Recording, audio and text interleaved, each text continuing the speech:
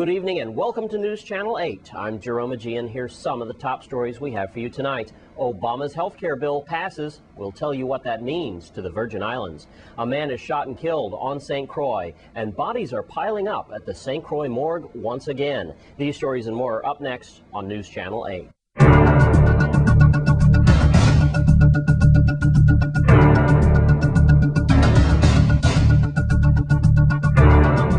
In our top story tonight, it's the law of the land. President Obama's health care bill passed last night in Capitol Hill. News Channel 8's Wes Small files this report. Thanks a lot, Jerome. Wow, all eyes and ears were on C-SPAN last night. It was very interesting. I'm here with Dr. Cora Christian. We all know that from the very start, she's been very outspoken on the health care initiative that we're going through. I'm going to get right to it. 219 to 212. It looked a little shaky for the last seconds, and each vote was done in a 15-minute increment. 3 super votes. Last night I stayed up till about 11:30 and watched it. And Doc, I know that we are still in the beginning, and not everyone's happy. But first of all, your overall thought of the health care vote, and then what it means to the Virgin Islands. Well, let me start by saying that I've been on the board of ARP for the past 6 years, and this has been center stage. We started with something called a big lead, then we went to divided we fail, and finally healthcare reform. I just want to thank everyone, really, for the persistence, the determination, and the foresight in really understanding how important this moment in history is. And of course, you always talk to politicians, from starting with President Obama and the Congress, to our delegates both here in Puerto Rico. But all of the people who wrote, I mean, I really went on the radio and on the television with your help, thank you, talking to people to tell them, make sure you get your voices heard. And that's exactly what ARP did. They contacted every congressman, every senator. They told the people, write, call, because it was really important. So let me separate 2 things. ARP, very quickly. We got tremendous asks, how should I say, talk to, because everything isn't finished yet. The first one is no denial for pre-existing conditions based on gender, race, etc. Great, big point. The second one is to protect Medicare and make sure that we close that donut hole, which is that coverage gap where people who need medications, they stop taking them because they can't afford them. That's been closed. So those are 2 big areas. And making sure that everybody, everyone, whether you're young or old, has affordable quality health care. Those are tremendous. And then, of course, for the territories, not until the very last moment will we include it. Now, we're still not included because what has been passed is a Senate bill, but in the reconciliation piece, we are going to be included in that. And so it's really tremendous that, you know, the Democrats, and I am hoping that some Republicans will come along. And, you know, there's a saying that what the heart knows today, the head understands tomorrow. We know in our heart that this is the right thing to be done. And we're hoping that everybody comes together in their heads and understands that this is what can change American healthcare system. So it's a good day. It's not done yet.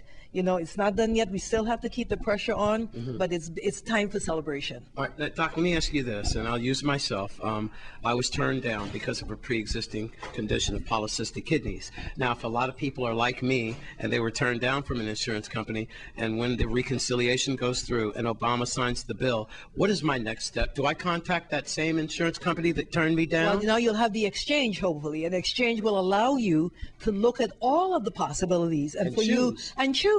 And that's why we were pushing so hard for the territories to be included, because you're an exact example. You can't afford, perhaps, what the insurance companies have been offering you. AARP.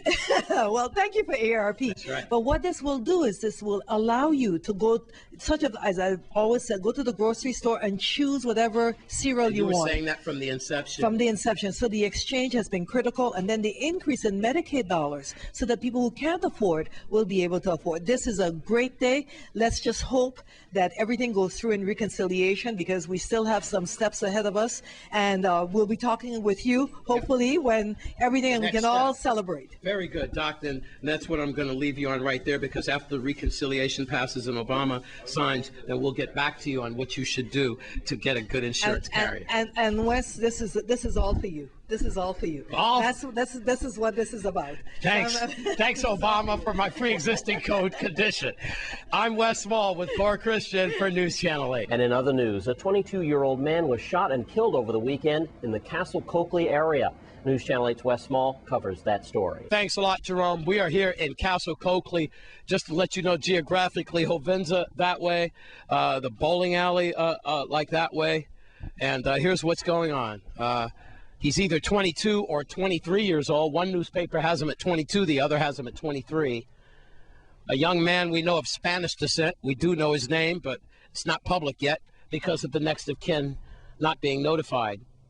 I was just talking to some neighbors in the area, and they did not hear that shot at 9:15 on Friday night, but they did find the lifeless body of this young man around 6:15 near that dirt pile up there past the goats where the cameraman is focusing on.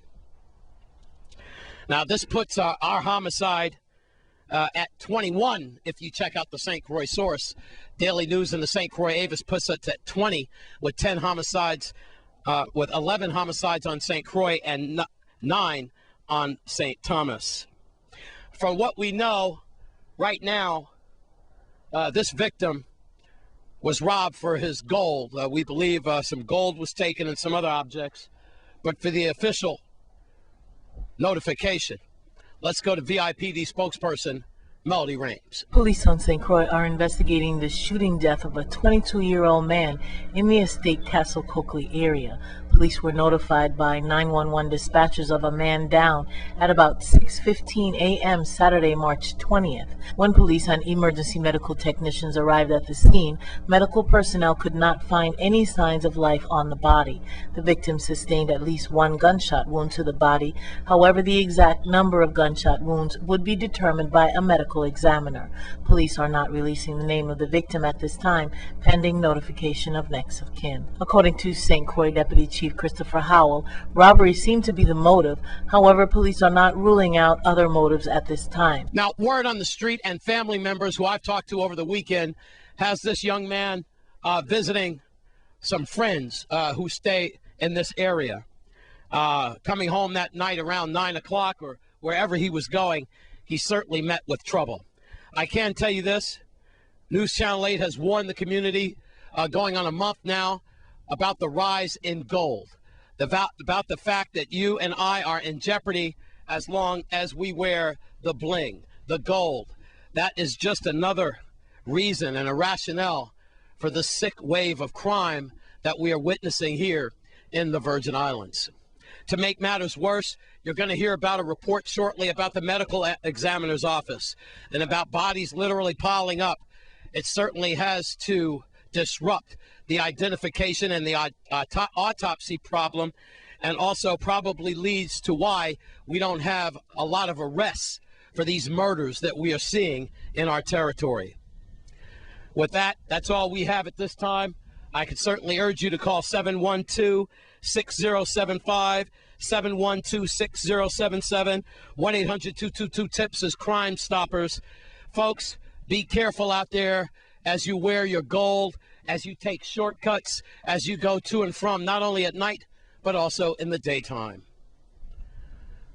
Another young black man dead. I'm in Castle Coakley. I'm Wes Small for News Channel 8.